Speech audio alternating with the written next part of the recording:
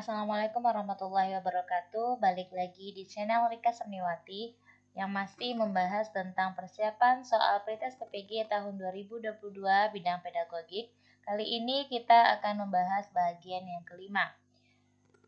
Baiklah, sebelum kita lanjut, please di subscribe terlebih dahulu channel ini untuk mendapatkan notifikasi ataupun pemberitahuan tentang pembahasan soal pretest PPG tahun 2022 bidang pedagogi dan juga profesional bahasa Inggris, dan juga nanti akan ada soal-soal persiapan untuk UP PPG dalam jabatan tahun 2022. Baiklah teman-teman, kita masuk ke soal yang pertama. Pak Hasan mendapati 3 orang peserta didik mengantuk di kelas.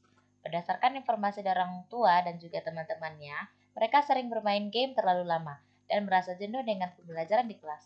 Tindakan pertama yang paling tepat bagi Pak Hasan adalah A. Menasehati ketiga anak tersebut agar tidak lagi bermain game di larut malam. B. Melarang anak bermain game bekerja sama dengan orang tua untuk pengawasannya. C. Merefleksikan diri tentang cara mengajar dan berusaha merasakan yang dialami peserta didik. D. Merancang pembelajaran dengan game dan melarang bermain game di rumah. E. Menyediakan game di sekolah di bawah pengawasan guru dan kepala sekolah.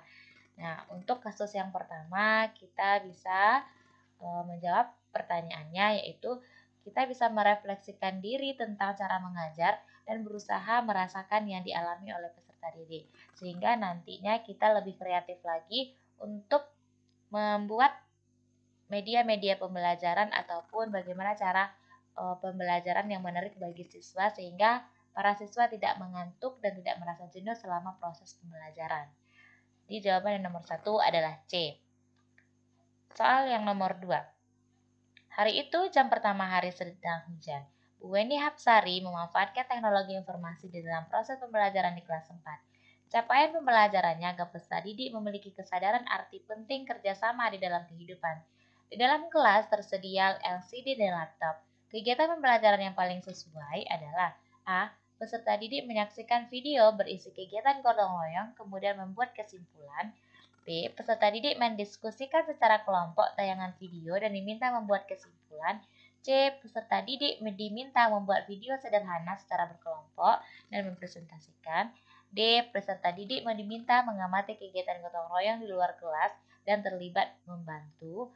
E. Peserta didik membaca cerita bergambar tentang kegiatan gotong royong. Nah, dari cerita yang ada di atas, kegiatan pembelajaran yang paling sesuai adalah peserta didik bisa mendiskusikan secara berkelompok tayangan video dan nanti akan diminta peserta didik untuk membuat kesimpulan ataupun pembahasan yang mereka lihat dari video ataupun tayangan yang ditampilkan oleh guru tersebut. Jawaban yang nomor 2 adalah B. Soal yang nomor 3. Seorang guru terlihat diikuti oleh banyak peserta didik dimanapun berada. Peserta didik tersebut penasaran dengan trik-trik baru dari guru. Guru menggunakan handphonenya untuk melacak benda dari lokasi yang terjauh. Guru tersebut selain memesona juga memiliki ciri guru abad 21 sebagai berikut. A. Pandai berempati. B. Humoris. C. Canggih. D. Membuat analogi. E. Membuat metafora. Nah, jadi jawaban yang nomor 3 itu adalah C. Canggih. Karena guru tersebut bisa menggunakan handphone untuk menghubungkan materi pembelajarannya dengan alat teknologi yang ada pada saat ini. Jadi guru tersebut memiliki ciri-ciri guru abad 21 yaitu canggih. Soal yang nomor 4. Peserta didik kesulitan memahami hubungan antara peredaran darah yang lancar dengan kesegaran tubuh. Bu Ani mengatakan, anak-anak, pernahkah kalian melihat sungai yang kotor karena sampah dan tersumbat? Apakah dapat mengairi sawah-sawah agar tanaman menjadi sehat? Pernyataan Bu Ani memperlihatkan salah satu kompetensi guru abad 21, yaitu kemampuan dalam hal A. Membuat padanan kata, B. Membuat analogi, C. Menghadirkan contoh, D. Membuat metafora, E. Melakukan eksplorasi. Ini merupakan analogi, yaitu perumpamaan. Jadi dengan adanya perumpamaan tersebut, nanti anak-anak bisa lebih memahami tentang konsep yang diberikan oleh seorang guru. Jadi jawaban yang nomor 4 itu adalah membuat analogi. Soal yang nomor 5. Alasan utama mengapa pembelajaran abad 21 sebaiknya lebih berorientasi kepada pengembangan keterampilan belajar daripada mengajarkan pengetahuan adalah A. Perkembangan teknologi memungkinkan seluruh pengetahuan dipelajari. B. Keterampilan abad 21 lebih penting tidak memerlukan pengetahuan. C. Abad 21 adalah era disrupsi di mana peran guru akan segera hilang. D. Pengetahuan faktual sudah usang dan tidak relevan dengan era abad 21. E. Tuntutan SDM masa depan yang memiliki kemampuan belajar mandiri. Nah, jadi untuk soal yang nomor 5 ini adalah E. Tuntutan sumber daya manusia kita masa depan yang memiliki kemampuan belajar mandiri. Soal yang nomor 6. Berikut ini merupakan arti penting pengembangan kurikulum dengan menghadirkan keterampilan berpikir tingkat tinggi dan literasi kebudayaan bagi guru di era abad 21 adalah A. Bangsa Indonesia memerlukan pengembangan kebudayaan dan pengetahuan tentang sejarah kebudayaan Indonesia. B. Bangsa Indonesia memerlukan SDM yang kreatif, memecahkan persoalan dan mampu berkomunikasi dengan orang lain dari latar belakang budaya berbeda. C. Bangsa Indonesia memerlukan berkembangnya seni budaya dan kreativitas menciptakan karya-karya seni berbasis keunikan lokal. D. Bangsa Indonesia memerlukan SDM dengan kemampuan berpikir canggih dan dapat memodernkan seni dan budaya asli. E. Bangsa Indonesia memerlukan manusia yang mampu teknologi canggih untuk yang dapat menggantikan peran guru.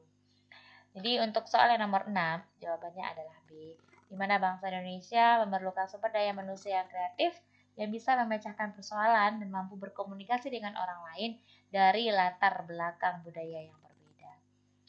Soal nomor 7. Berikut merupakan pergeseran dan atau penyesuaian peran guru dalam memfasilitasi pembelajaran abad 21 adalah kecuali merubah paradigma dari professional teaching menjadi professional learning, menerapkan berpusat aktivitas peserta didik namun guru tetap aktif. C. Mengutamakan penilaian hasil belajar atau assessment for learning. D. Mengembangkan kemampuan belajar mandiri secara berkelanjutan. E. Memiliki kebiasaan melakukan refleksi atau reflective practitioner. Nah, jadi untuk yang nomor 7 kecualinya adalah mengutamakan penilaian hasil belajar atau assessment for learning. Soal yang nomor 8. Berikut upaya pengembangan profesionalisme berkelanjutan yang termasuk kegiatan pengembangan diri, publikasi ilmiah, dan karya inovatif secara berurutan adalah A. Mengikuti pelatihan pembuatan media, menciptakan model pembelajaran yang dimuat di media massa dan membuat karya seni. B. Menulis jurnal, mempublikasikan hasil PTK di jurnal terakreditasi dan menghasilkan model pembelajaran. C. Mengikuti diklat kepala sekolah, mempublikasikan artikel di jurnal internasional dan mengikuti diklat pembuatan media inovatif. D. Mengikuti diklat teknis, publikasi karya ilmiah di majalah terakreditasi dan menciptakan alat pendeteksi kadar oksigen. E. Mempublikasikan kegiatan diklat di koran, menulis artikel di jurnal internasional dan menciptakan karya seni bela diri. Nah, jadi soal yang nomor 8 ini bisa jawabannya adalah D. Mengikuti diklat teknis, publikasi karya ilmiah di majalah terakreditasi, dan menciptakan alat pendeteksi kadar oksigen. Soal yang nomor 9. Belajar mandiri berkelanjutan memiliki dimensi psikologis, pedagogis, dan dimensi sosial. Berikut ini secara berturut-turut merupakan indikator adanya ketiga dimensi tersebut dalam belajar mandiri adalah A. Belajar individual dan menyendiri, aktif mencari sumber belajar dan mengontrol laju belajar sendiri. B. Memiliki kebebasan belajar, menghadiri forum ilmiah, dan tergantung kepada fasilitator. C. Mengisolasi diri secara fisik, melanjutkan sekolah dan menentukan tujuan belajar sendiri. D. Memiliki kebebasan dalam belajar, aktif mengikuti diskusi ilmiah, dan menilai kemajuan belajarnya sendiri. E. Belajar berdasarkan tujuan yang ditetapkan, mengikuti kegiatan pembelajaran dan meminta umpan balik dari fasilitator. Nah, jadi yang untuk nomor 9 itu adalah D, di mana belajar mandiri itu adalah kebebasan kita untuk belajar, tetapi tetap aktif dalam mengikuti diskusi dan juga menilai bagaimana kemajuan belajar kita sendiri.